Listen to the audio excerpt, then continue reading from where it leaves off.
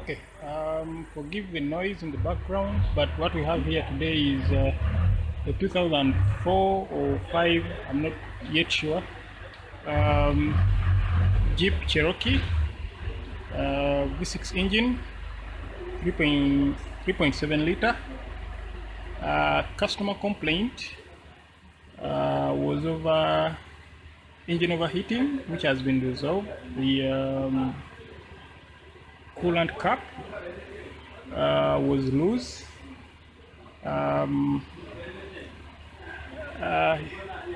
He also says he also complained about high fuel consumption. So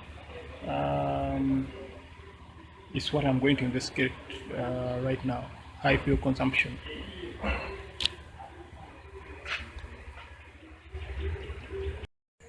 Right, I've connected the diagnostic tool already into the port on the vehicle, and for this I'm initially going to use the OBD2 software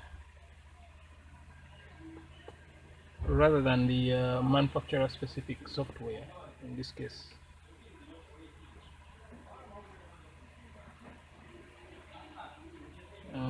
Selecting which version I'm going to use, which version of the OBD2 software, and while it's loading up, a little history on the car. We've had it for a couple of times before that. Previously it had a speedometer that wasn't working. That was resolved. It came back a second time for suspension job. It was basically an overhaul of the suspension components under the car. That was done a couple of months back, and yesterday it was brought in for overheating problems, as I mentioned earlier, which have been resolved, and we are now tackling the high fuel consumption. I'll choose the Chrysler version of the OBD2 software, and first I'll go into reading the codes. That's the code in the computer at the moment.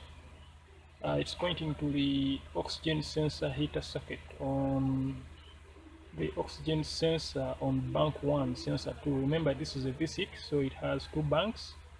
Sensor 2 will be the one after the catalytic converter.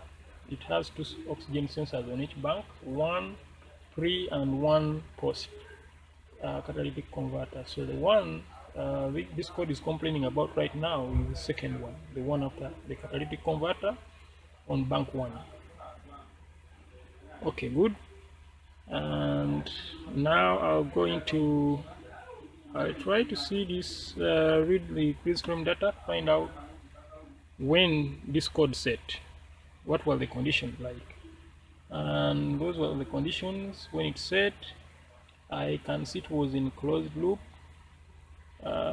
Seems to have been under partial load at 43.5%, and the engine RPM data is missing.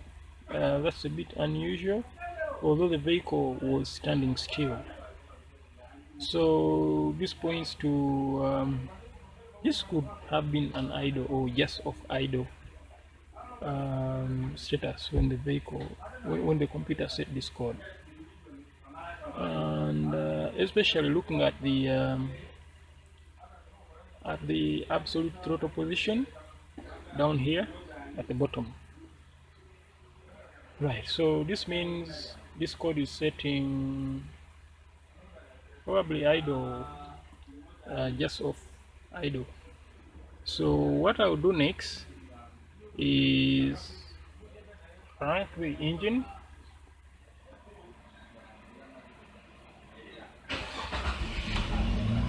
As you can see, the engine is now running, and I'll take you back to the diagnostic computer.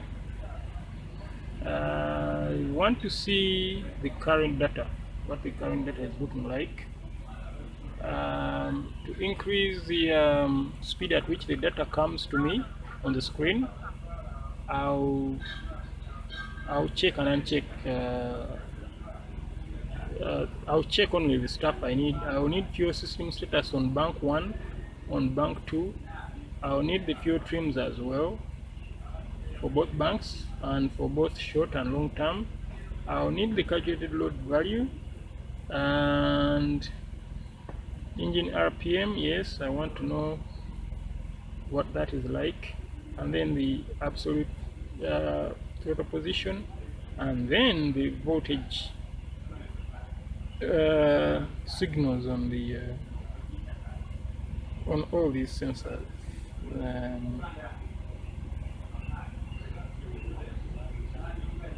That one and that one. Okay.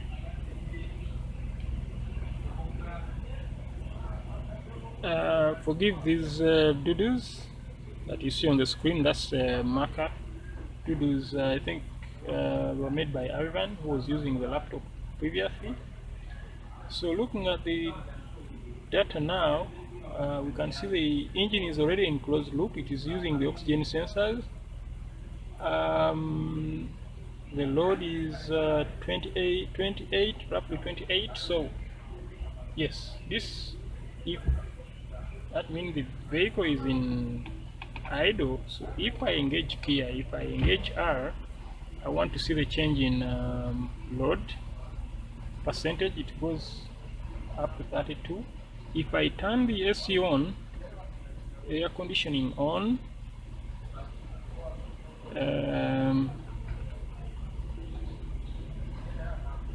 let's see, I can't find switch for that. Oh yes, I've turned it on and it's making a bit of loud noise. So I've turned the AC on and the calculated load value has jumped up to about 36%. So probably, see this, I've let the vehicle idle for a while, for about a couple of minutes, and as you can see, both post catalytic sensors, oxygen sensors, have very smooth, or nearly very smooth lines.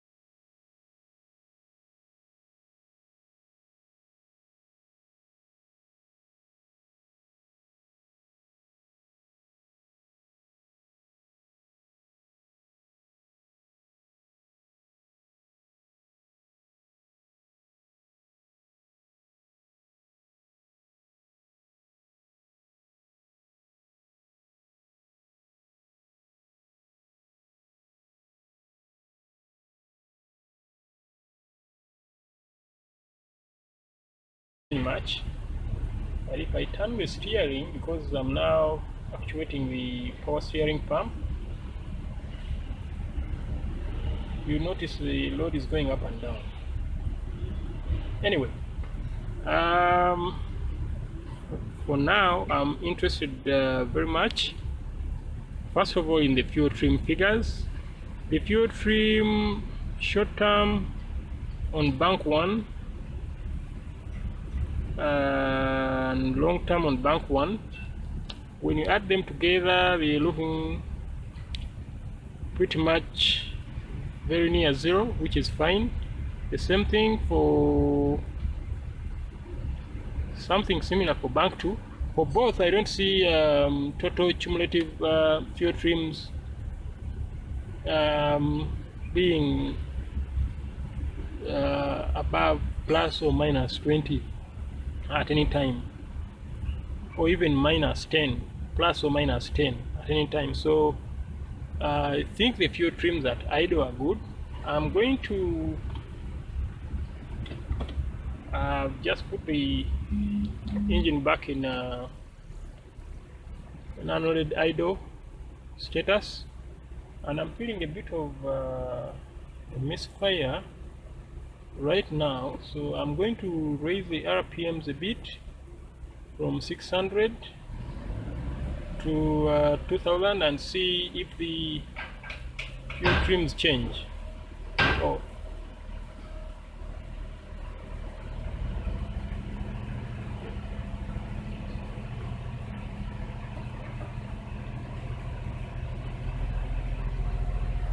as you can see on the screen, I don't know if you can hear it in the video, but on the screen you can see the RPMs are going up. You can see that in the tachometer too. I want to hold it at around 2000. Okay, you see that on the screen. And the fuel trims to me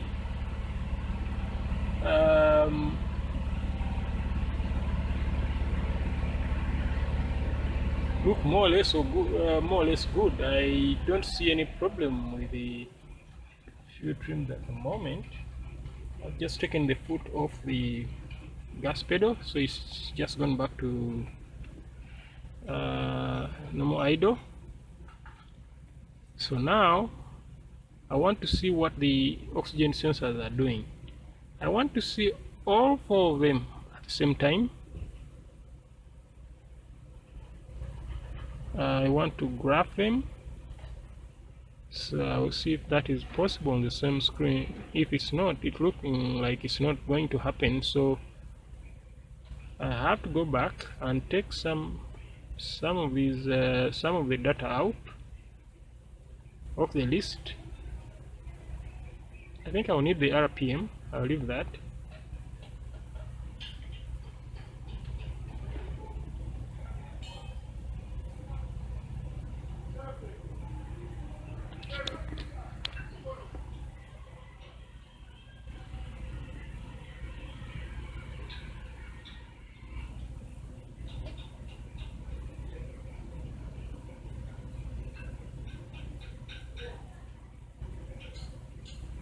Okay, let's go back, reading the data. Oh, now I'm missing oxygen sensor voltage output for bank 1 sensor 1. I have to go back and get it.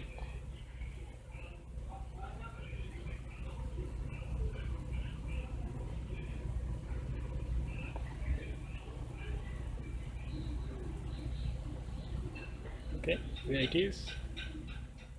Now I want to see how these sensors are switching, and to see that easier, I'm graphing them. Fortunately, my tool gives me the ability to do that. It's easier for the human brain to process figures, or rather graphs, than the numbers themselves.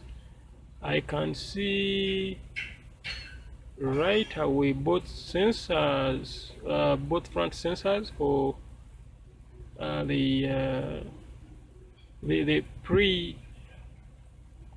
catalytic converter sensors are switching like they should. However, the signals for the post catalytic converter seem to be a bit static. I'm going to raise the RPMs a bit so that these lines become flatter. It shows some fluctuation, but if you look at the figures, they are really small fluctuations that are causing that change in that apparent change in the graph. But if I raise the RPMs a bit, that auto graphing will cease, and I'll be able to see the flat line this a little bit more. Okay, RPMs are 2.5. This is what I meant. I need to see that flatlining a bit. So that I see a lot of activity on this sensor that unlike this one, this is having a little bit more activity.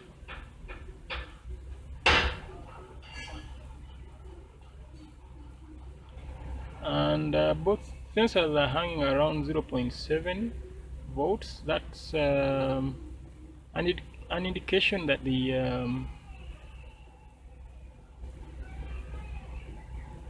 one of two things: the engine is running rich, or the catalytic converter is really not doing a good job. Now, looking at the fuel trims, it looked like the because the fuel trims look good, so I have I would tend to think that the oxygen sensors are good. They are doing their job, but there is a little bit of activity on this one, on the bank 2, rather bank 1 sensor 2 signal, but by and large it's an average of 0.705, which is very near this other post catalytic converter oxygen sensor. So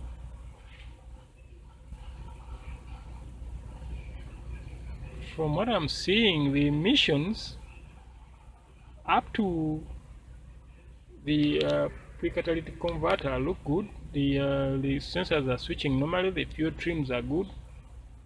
So I'm beginning to lean more towards an inefficient catalytic converter at the moment. Now, do I need to make further checks to prove this? I'm not so sure. This to me looks like not a very good catalytic converter.